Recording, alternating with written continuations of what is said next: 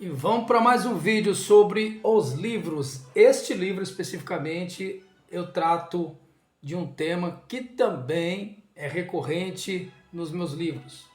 Este livro é A Mentalidade Alienada. Eu vou aqui dar uma lida no principal capítulo deste livro, que são também um conjunto de ensaios que eu abordo vários temas. Então, o título do livro, repito, Mentalidade Alienada. A ideia é tentar descrever como funciona e como se constrói a mentalidade alienada que é afetada pelas ideologias das mais variadas possíveis. É importante você entender o que é ideologia. São conjuntos de ideias desenvolvidas por pensadores, intelectuais, que têm por objetivo uma proposta de interpretação da realidade, visando uma engenharia social, uma modificação na cultura, em todas as áreas, na economia, na religião, na esfera religiosa, econômica, na esfera, enfim, cultural, espiritual, etc. Então, as ideologias têm esta pretensão de reorganizar a sociedade aos moldes dos próprios parâmetros. E para isso é necessário dominar mentes, dominar pensamentos. Então a proposta de toda a ideologia é controlar o seu comportamento. Para isso, precisa de ideias. É como, por exemplo, um celular sem o software, um computador, esse notebook sem o software, é uma carcaça que não serve para nada. Então, assim, uma proposta de interpretação do mundo sem ideias não vale de nada. Então, não adianta apenas ter uma estrutura. É necessário as ideias. Então, assim, eu quero dizer que as pessoas, para serem convencidas, elas necessitam serem manipuladas por ideias. Então, para uma ideologia se fazer concreta, ela precisa que as pessoas tenham um imaginário afetado e assim afeta o comportamento, a linguagem. Então, você percebe muito que quando a pessoa tem uma determinada linguagem moldada, significa que o pensamento, o comportamento dela automaticamente já está condicionado. Você perceba que, analisa, você já está percebendo isso hoje em dia. Os pronomes neutros, os novos vocabulários, certas palavras que hoje não podemos falar. Então, são pensamentos hegemônicos que tentam moldar o comportamento humano pela linguagem. E dessa forma você está sendo controlado inconscientemente. Este é o gramicismo por excelência. É a revolução silenciosa por meio das ideias. Então, quando nós percebemos muitas propostas de como você falar, a modificação no vocabulário do idioma de um país, então tudo começa mexendo nestas bases culturais, enfim, em todas as áreas. Então eu começo nesse título aqui, o que é o eu humano? Então, como as ideologias trabalham principalmente na construção identitária de um ser humano, para que ele possa ser controlado e moldado, então nós temos que tratar da base, da raiz, onde tudo começa. Inclusive, uma das principais propostas para que o gramicismo, a revolução cultural aconteça, surge na base da educação infantil. Porque é ali que a criança, o ser humano, está em processo da sua formação da personalidade. Então, quando a ideologia consegue atingir, afetar o processo de formação da personalidade, fica muito mais fácil o domínio, o controle. Entende? Então vamos lá. O que é o eu humano? A mentalidade alienada que é a mentalidade alienada. Aquela, eu chamo mentalidade alienada, mas existem muitos jargões, muitas formas de, né, mentalidade ideológica, ou esquerdista, enfim, pós-modernista. Vamos lá. Muitos chamam também mentalidade revolucionária em vários livros, mas a mentalidade alienada procura definir um eu para si mesma, por meio de ideias advindas de impressões externas. Claro que é de fora para dentro, entende? Mas a tentativa é fazer com que a pessoa afetada pense que estas ideias surgiram dentro de si naturalmente. Olha só a coisa como é perigosa. Elas tendem a adentrar no imaginário humano de forma orgânica, natural. A criança lendo um livro, na escola, o professor falando, ensinando, assistindo desenho, sabe, da maneira implícita, na cultura, para que não haja essa percepção. Não é assim uma doutrina, não existe doutrina ideológica em escola, em faculdade. Isso é papo furado de direitista, conservador fanático da teoria da conspiração. Não tem esse fanatismo, isso aí é coisa que eles acreditam, coisas de intelectuais de direita que fica disseminando esse tipo de coisa e deixa a pessoa fanática, paranoica. Não existe. Você entra na faculdade, não tem mais doutrinação porque o gramscismo, o pensamento ideológico já está estabelecido. É o mainstream. Qual é a base da formação de um pedagogo hoje nas instituições educacionais? É Paulo Freire, etc. Outros filósofos franceses de vertente progressista, esquerdista. Então você já está na grade curricular. Então não tem doutrinação. Simplesmente o professor ele vai ser preparado, já está, ele é formado e preparado para ensinar o que já está estabelecido. Então não tem, é só o que há é apenas uma concepção de mundo, uma concepção pedagógica já estabelecida. Não vai teu filho, o adolescente, vai chegar na faculdade e nem no colégio o professor vai estar explicando, empurrando goela abaixo as ideologias e tal, das mais. Não é assim que funciona. O gramscismo não funciona da forma escancarada. Isso é total falta de conhecimento, falta de buscar entendimento de como funcionam as ideologias. Elas não funcionam de forma visível. É tudo implícito. Foi um processo de implementação que começou lá nos anos 80 para cá. Então, esta é a revolução cultural que aconteceu no Brasil dos anos 80, isso já está dominado. Na cultura, no meio do cinema, no cinema, está aí. Tanto que, naturalmente, qualquer arte de esquerda, naturalmente é patrocinado pelas grandes corporações, pelas empresas. Então, todo projeto artístico ou cultural ou educacional, ele é ideológico, ele é ideologizado e naturalmente é apoiado. Qualquer tentativa de expressar, qualquer tentativa de promover algum movimento artístico que não seja nesse viés, estará fadado ao fracasso ou ao cancelamento. Não haverá aprovação. Está tudo dominado já, não se iluda. O que nós temos que fazer como indivíduos, como cidadãos, como cristãos, é ter esse discernimento e não nos deixarmos nos cooptar.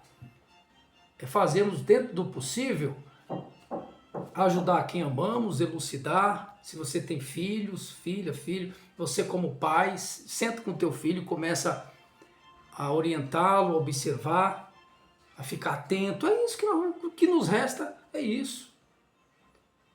Então, assim, os meios de comunicação, a cultura, a educação, já está tudo, vou explicar aqui, entenda. Então, essas questões, principalmente porque, eu estou falando aqui como que a ideologia constrói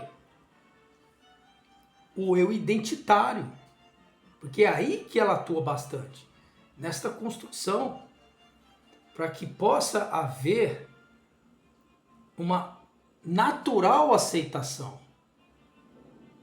Entende? Não é nada consciente, é tudo acontece da maneira inconsciente, sabe? A pessoa não sabe por que pensa como pensa, que analisa como analisa, que sente o que sente, é tudo já, entende? Vamos lá. Eu queria dizer aqui, ó, essas ideias passam a determinar. Então vamos lá. A mentalidade alienada define-se e sustenta-se, claro, em algo frágil, artificial e ilusório. Então, quando a pessoa fala que eu me sinto como um animal, como um cachorro, eu me sinto A, me sinto B, eu acho que o bem é isso, o bem é aquilo, isso não se sustenta, não passa no teste da realidade. O principal inimigo das ideologias são os testes da realidade. Veja que não há nenhum país 100% comunista, 100% socialista, porque não se sustenta. E se assim estão, podem perceber. Esses países são ditadores, são ditatoriais. A própria China, que se alega comunista, e é comunista, mas adere ao capitalismo para sustentar a sua estrutura. Então, veja como a realidade se impõe. Se ela de fato fosse 100% comunista, não teria o capitalismo como sistema econômico. Exporta para o mundo inteiro. Muitos países dependem da China, assim é na Rússia. Mas ideologicamente o que predomina é o pensamento comunista. Mas na prática, veja, o capitalismo é necessário. A economia laissez-faire, o livre mercado. Tem um livro muito interessante, leia o autor Ludwig von Mises, conhecido apenas como Mises, todos os livros dele, da economia austríaca. Milton Friedman também, muito interessante, e Friedrich Hayek, 3. Hayek, Friedman e Mises. Para não ficar só nos 3, tem o outro, Thomas Sowell, porque é muito bom também o Thomas Sowell. Então esses 4, pesquisa, vai te dar uma boa elucidação. Então, a mentalidade alienada, como eu falei, ela não se sustenta, por quê? A realidade vai se impor.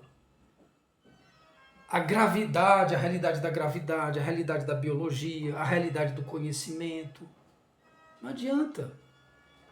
Eu me sinto um pássaro. Vamos dar um exemplo aqui pra gente. Vamos aqui aloprar um pouquinho o pensamento para você ver como a coisa é ridícula. Eu me sinto um pássaro. Então, amigão, suba no último andar de um prédio e se joga, tenta voar.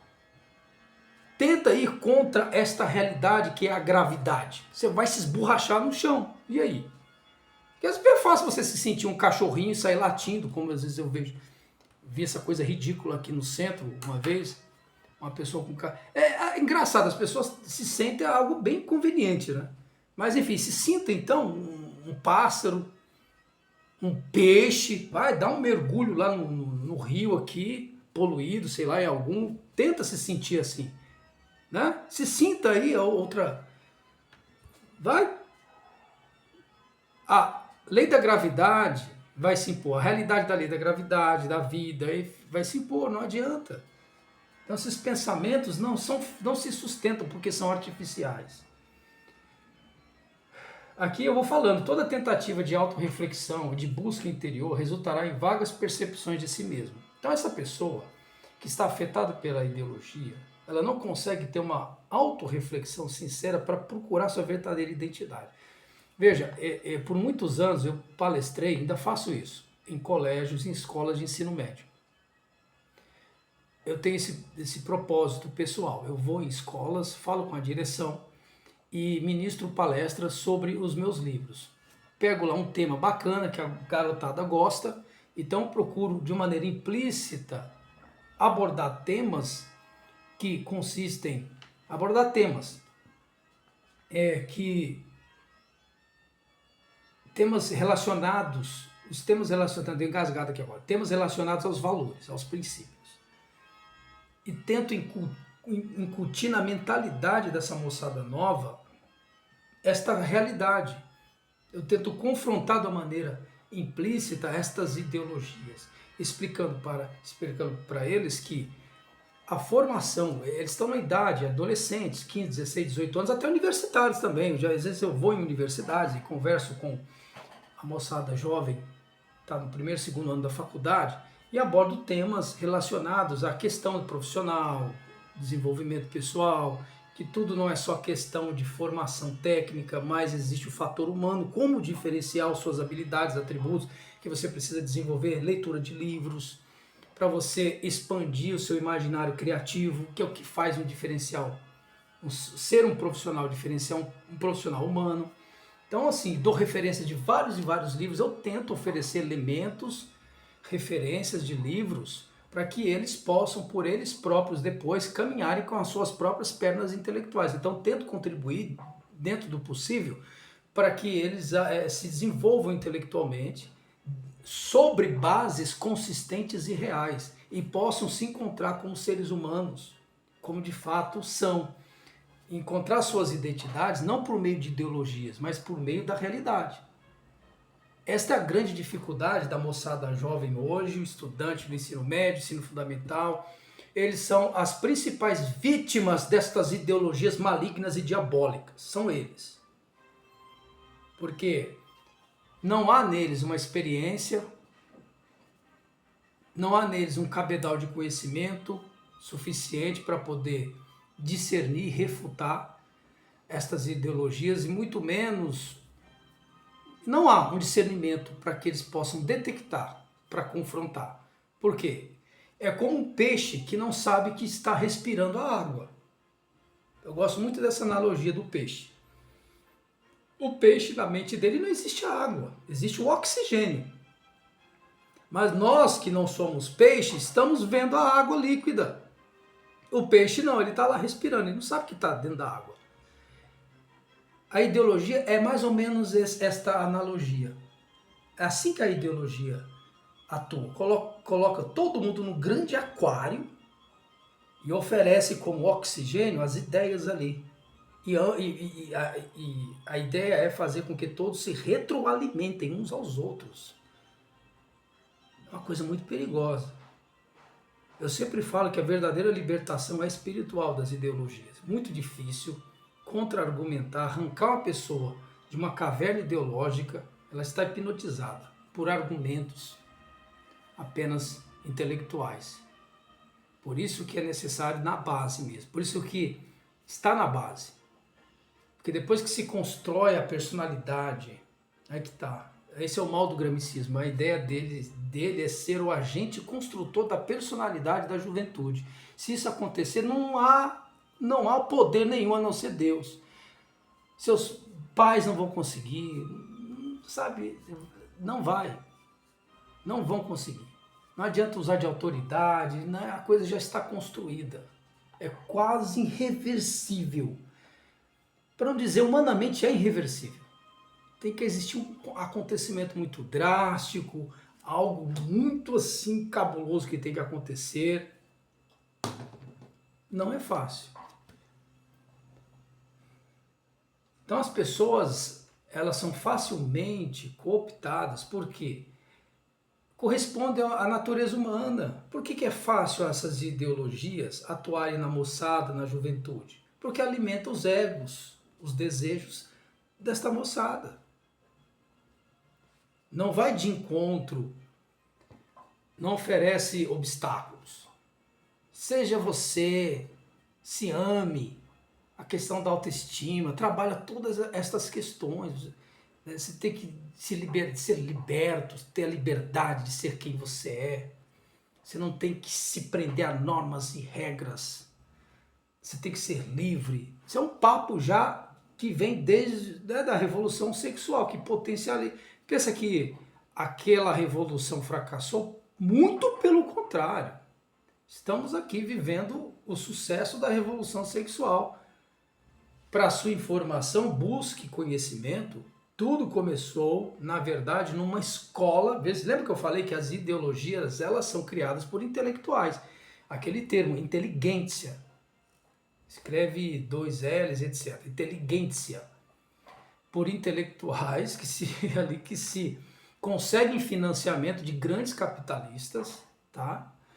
E eles ali desenvolvem muitos conceitos, e esses conceitos são publicados em livros e entram no meio cultural. A escola de Frankfurt foi uma das principais. Foi fundada em 1923, patrocinada por um banqueiro argentino.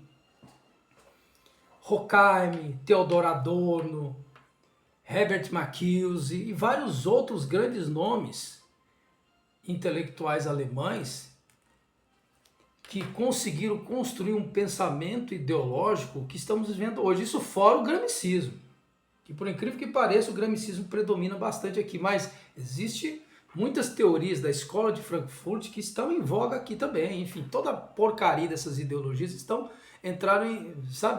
aqui em evidência, estão atuando aqui na nossa cultura. Então, inclusive tem até um livro que fala, uma biografia da escola de Frankfurt. Eu recomendo fortemente que você procure saber mais sobre essa escola e sobre alguns autores. Inclusive tem um livro do Herbert Marcuse que é muito assim, Eros e Revolução, algo assim, que ele usa os conceitos freudianos. Nossa, não é fácil. Inclusive ele foi um dos mentores da Revolução Sexual. Faça amor, não faça guerra, sabe? A ideia é desconstruir os pilares familiares, os valores cristãos e deixar absolutamente tudo relativo e subjetivista. A ideia é não ter valores e nem princípios. Não ter verdade. O que é a verdade?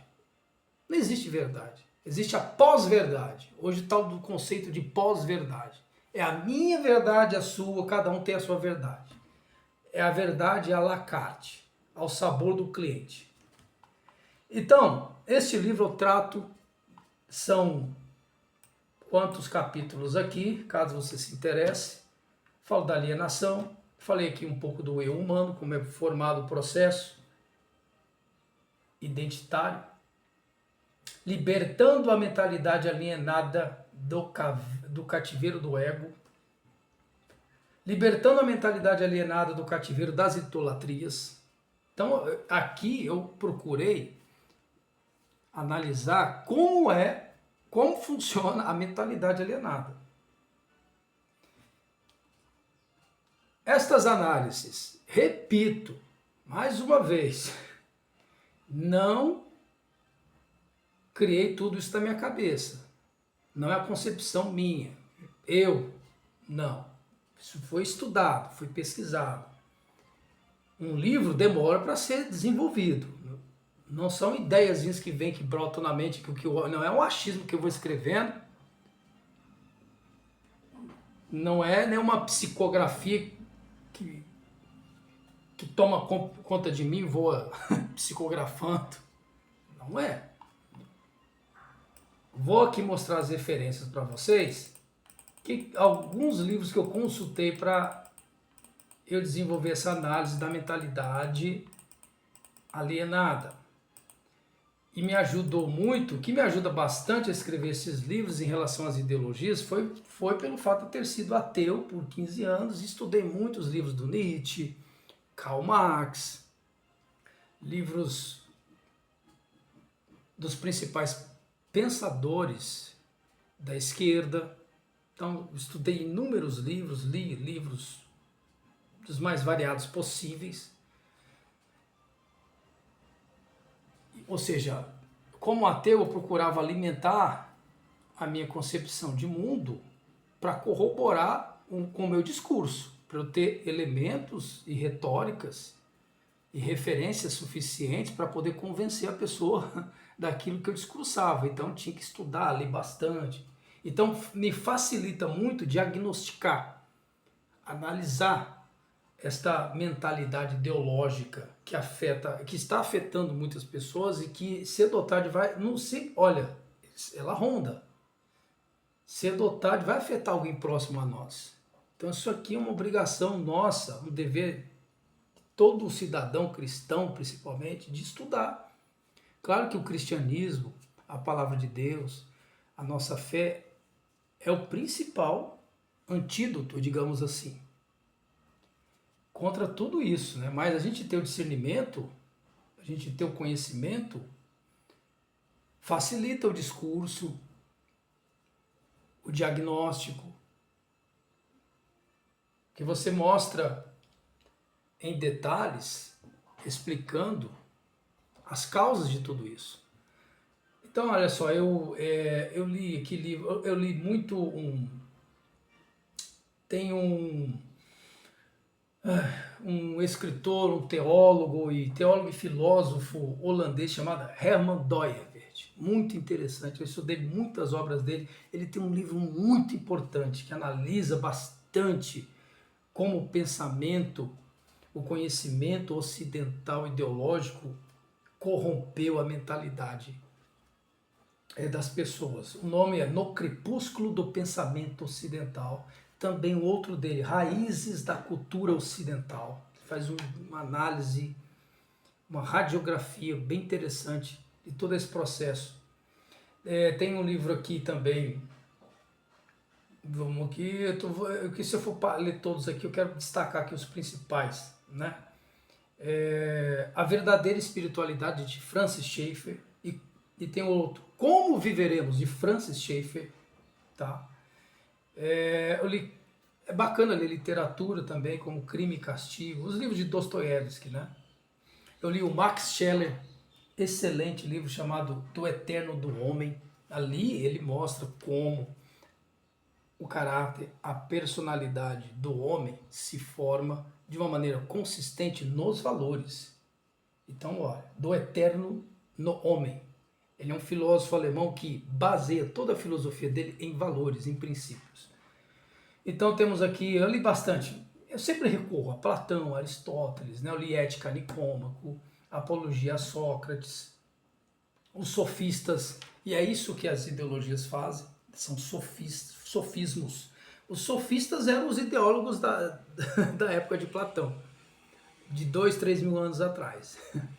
Eles tem até aquela frase de Protágoras: o homem é a medida de todas as coisas, das que são enquanto são e das que não são enquanto não são. Veja só, hein? A relatividade, o subjetivismo já existia. Isso não é, como dizia Eclesiastes, não há nada novo debaixo do sol. Não é nada disso é novo, só muda a roupagem, gente. Todas essas ideologias, tudo que nós vemos hoje, isso que Karl Marx, o marxismo cultural e a sociologia, etc., tudo isso, essa revolução cultural, isso já existia há muito tempo, desde Platão. Os sofistas faziam isso. Eram ideólogos, de alguma forma. E Platão combatia esses ideólogos. Os livros e os diálogos de Platão é exatamente o Sócrates confrontando, examinando a verdade. Qual o propósito de Sócrates? Na filosofia maiêutica dele. É uma investigação da busca da verdade. Apenas isso. Isso que Sócrates faz. Por isso que ler Platão, ler Aristóteles é fundamental.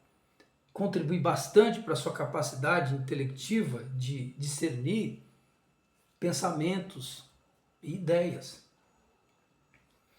Então, inclusive, tem um livro de Platão só sobre o Protágoras, né? Olha, Kierkegaard, não preciso nem dizer que é um dos meus filósofos preferidos.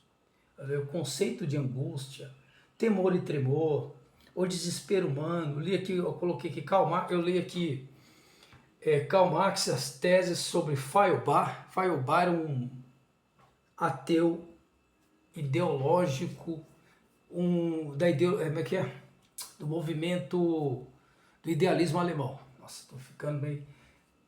Então, inclusive, ele tem um livro chamado Cristianismo, a essência do cristianismo. Não significa que ele era cristão, não. É um livro para desconstruir o cristianismo. Olha a coisa como é capciosa, né?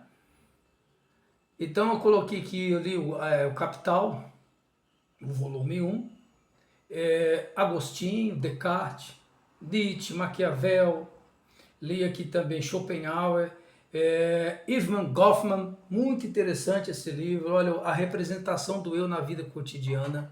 Olha, é um livro muito interessante, fala exatamente das representações, das máscaras, do teatralismo, teatralização da vida, né?